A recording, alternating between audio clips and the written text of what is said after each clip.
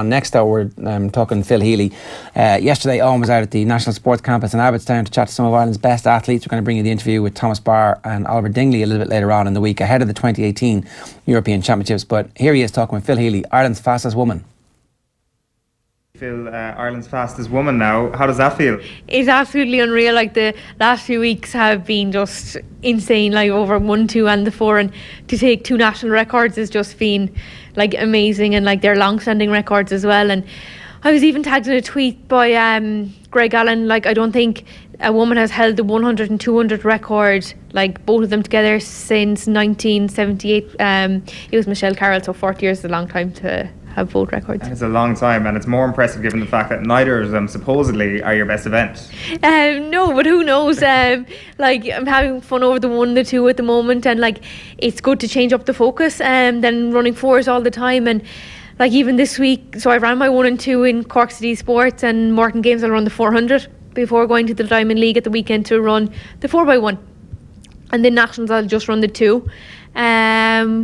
Then going to Berlin, I will run the 100 and 200. So it's a bit of fun. It's a bit of variety as well, I'd imagine. I'd imagine just thinking about it kind of clears the head a little bit, that you're not just focused on the 400 time and time again, that even small things like not being as worn out or not having to focus on the stamina as much and just getting to go out and go as fast as you can for 100 metres is a bit of a changing up of the system. Absolutely. And like, say I might jump into a 400 and treat it as a training session, or I might jump into a 1 and 2 and treat it as a speed session. So like, it's good to change up the focus. And like, say even indoors, I ran 400s all the time, so I've done my World Indoors as a 400 season. So now I want to go to European Championships and run the 100 and 200, double up there.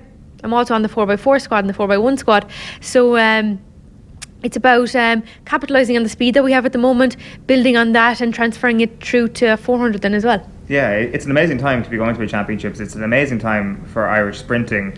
I can certainly never remember a time like this when Ireland has been known for and it to be a nation of speed demons, really, and that's what we are. You're kind of at the forefront of a generation of young sprinters who are going to be very, very successful, who are already very, very successful. How does that feel? Absolutely brilliant. And like, even raising the bar for the junior athletes coming up as well, and like they're running 11.5s and 11.6s at the moment. Say the previous national record would have been 11.4, so they would have been looking at that, and I would have been looking at it in previous years as well, but now it's 11.28 at the moment, so that sets a new standard and gets everyone to raise their game and improve and work towards a new target as well. So it's great to raise the bar across the 100 and the 200, and say even Amy Foster raised it in the 60 metres indoor, and that was another long-standing record. So it's just great to see across the board that Irish sprinting is improving and then is transferring into relays, and seeing the girls get a silver medal at World Championships as well.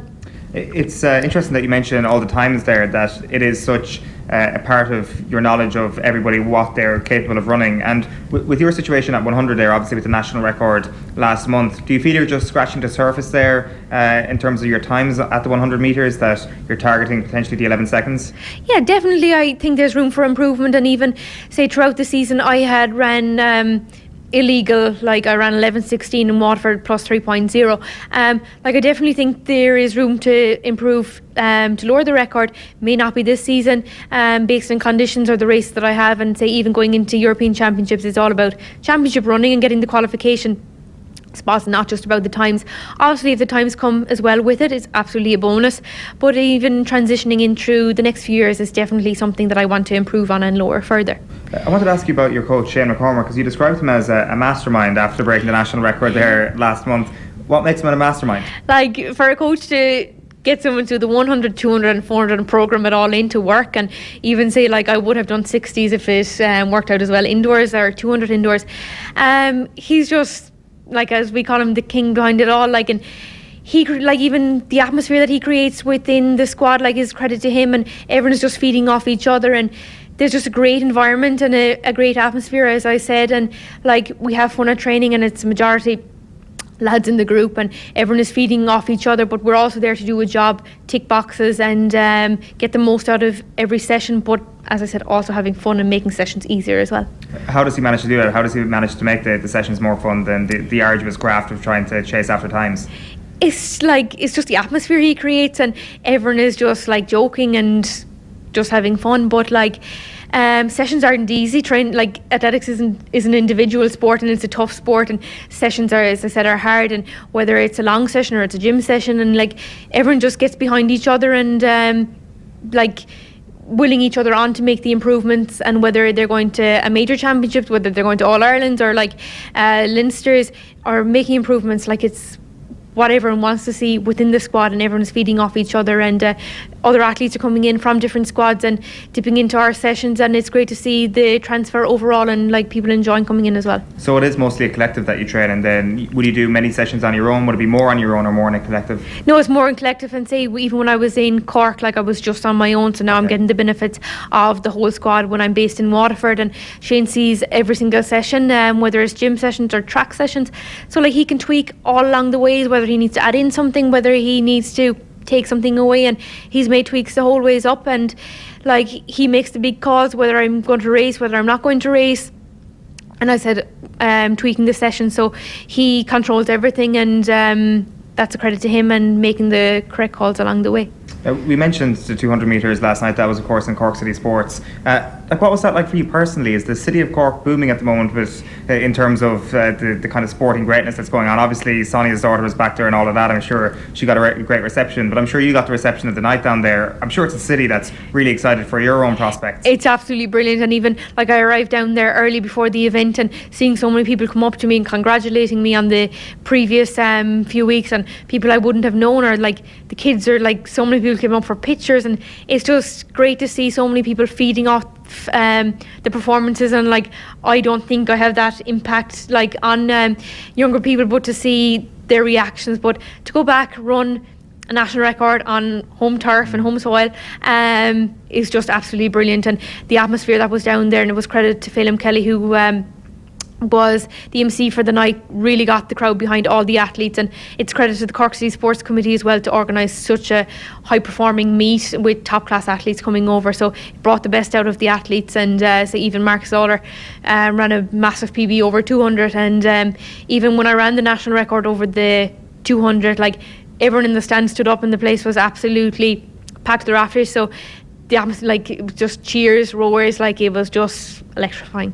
It's obviously a city that's produced so many greats in such a different fields of sports, from Roy Keane to yourself and many of the greats when it comes to the Gaelic Games.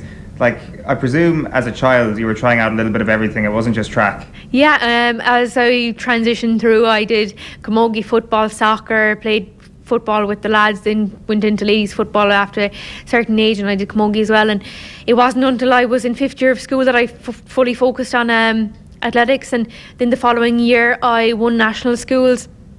So even for All Irelands, I used to never qualify for All Irelands until you could automatically enter. It was under 18s.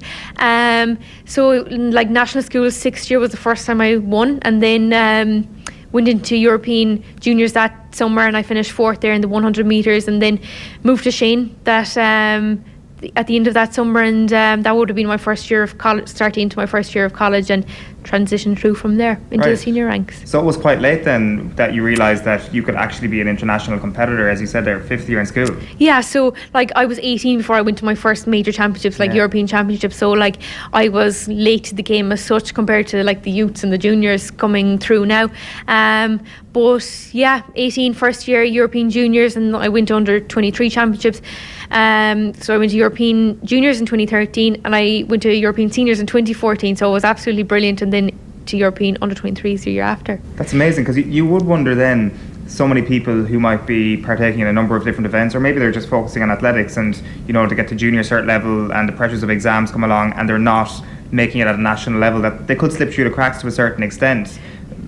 I guess you're lucky in a sense, without making it overly dramatic, that you stuck with it. I mean, so many other people could have said, listen, I'm not going to be a national competitor at any point, but maybe if you gave it a couple of more years you would, and that was the case with you. And that's an important thing to point out, that ultimately perseverance is key, but having a system in place where participation is heightened and the importance of participation is heightened, and that will ultimately lead to rewards, like having somebody like yourself develop late.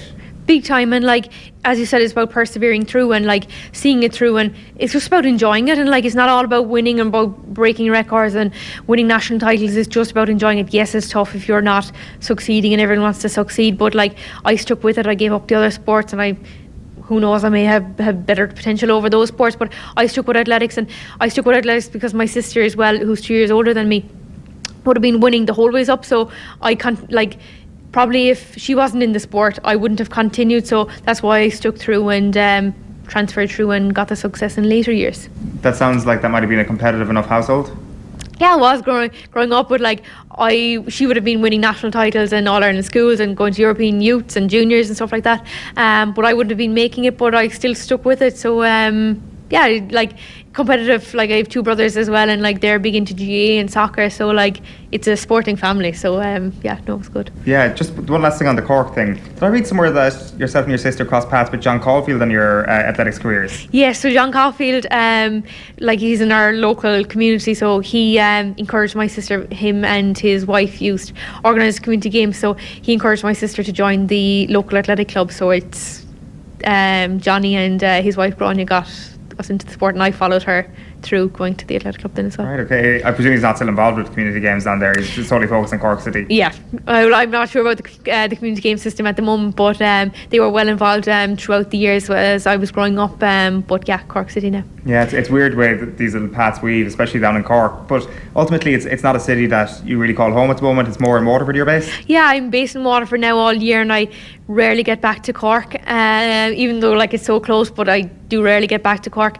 But yeah, based in Waterford the whole time, and just travelling abroad or racing the circuit in Ireland as well. And you've made a bit of a change from the nursing. Yeah, so I started out in nursing first year of college, stuck it for 3 years. Graduated with a health science degree, so I still have that to fall back on if I wanted to. Then in the 4th year I jumped into a postgrad in applied computer technology, so a big change, but it was about making the big calls, and say, like, Waterford was a big call that I made, but also career change. Like, I wasn't just looking at the sport. Like, yes, athletics didn't help, or nursing didn't help athletics, being on the wards. We used to work 30-hour shifts, back to back 13-hour shifts, and then a half day. So like, that was impossible to train when we were doing week after week. And I even remember going to European seniors in 2014, and I did 6 weeks placement on the wards beforehand. But like, that must have been pretty tough. Absolutely, and you're standing on your feet the whole time, and like, you're a member of staff there and you have a responsibility, so like, you can't be sitting around. So, but I was like, is this a career I want to be in when I'm retired in like 35, 40, or do I want to make the change now? And like, students find it hard to make, like, if they're stuck in, like, it wasn't as if I didn't enjoy it, I absolutely loved it, but say athletics made me decide, like, which do I want. And like, Shane, my coach, always says never look back with regrets, and that was one call that I made, and I was like, right, this is my time. I have one shot at athletics. I want to make this call, and I changed course, but it also benefits me, like, when I'm retired, and it's something that I enjoy doing. And now I'm in Waterford doing a master's. For sure, yeah, it's one hell of a change from nursing to applied computing technology. Yeah.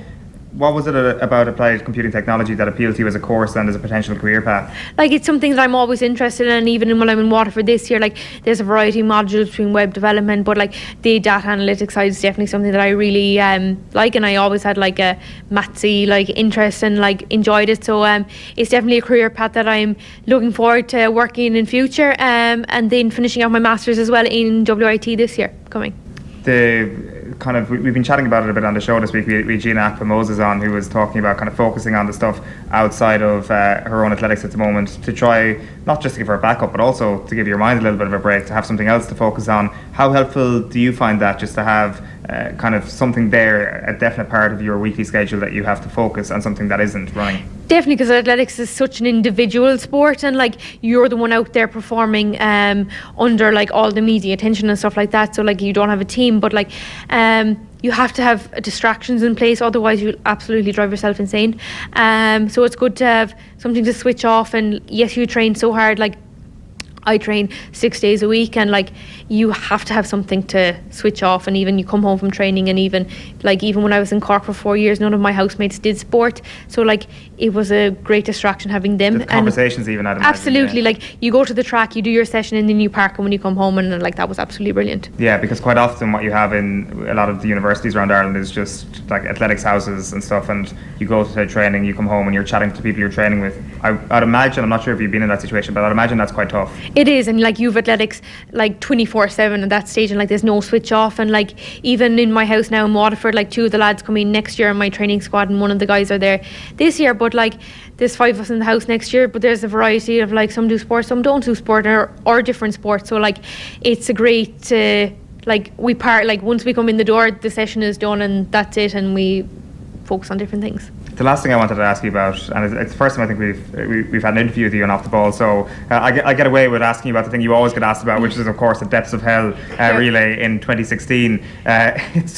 It's an amazing piece of footage. Just watching it back again there yesterday, it never loses its absolute goldness. It is just one of those clips that will never die in terms of the viral sensation of 3.5 million views at this point on YouTube. Like, what was that like at the time, just seeing that thing go wild all around the world? It was absolutely crazy, and even like it had the 3.5 million views on YouTube, but it also had like 50 million views on Good Morning America, one of the Today Show, one of them. But like the coverage and the exposure that it got was absolutely insane. But like it wasn't just the run, it was a combination of Cahill and the commentary and the fall at the end, and everyone got like, it was everything together that made it the viral sensation. But like it put athletics into such a positive light at the time, and like I remember getting messages from like across the world, and like people like used to watch it before a basketball match or a hockey match, or people like used to take it as motivation from coming in after work and getting up and doing a bit of exercise and like not giving in and just persevering as well. So like I carried like, it's that fighting spirit, and like I carried that through like my sporting career, and like not giving up, and I always give 110% to everything, and whether it's sporting or academic, like it's like I give it all, and it's no like half measure, it's all or nothing. That's class. Phil Healy, somebody you get behind. Oh, without question, yeah. It's this weekend actually, Diamond League in London. Herself, Ciara Neville, Patience Jumbogula and Gina Akpa-Moses are teaming up for a relay, 4x100 relay. I was just speaking to her off air afterwards. It's the first time I think she's run with them in a 4x100. I think that it might be on Eurosport. A lot of those Diamond League meetings are on Eurosport. That is something worth watching. That is like just one of these moments where it's like, yeah, the 21st of July 2018 was the first time these 4 young athletes performed with each other in a 4x100. It feels like that could be a sentence you could be saying in Tokyo in 2 years' time. It's one hell of a team. No pressure. It's one hell of a team. It's I just enjoy them for like being these amazing, brilliant ambassadors for their sport and for Ireland. I'm being facetious. I know. But we'll definitely make sure that everybody's tuned in for that. So we'll dig out exactly what time it's on and where you can watch it and send that tweet out, and we'll schedule a reminder tweet for around about the same time. I say that as the royal we, but we'll definitely make sure that it happens.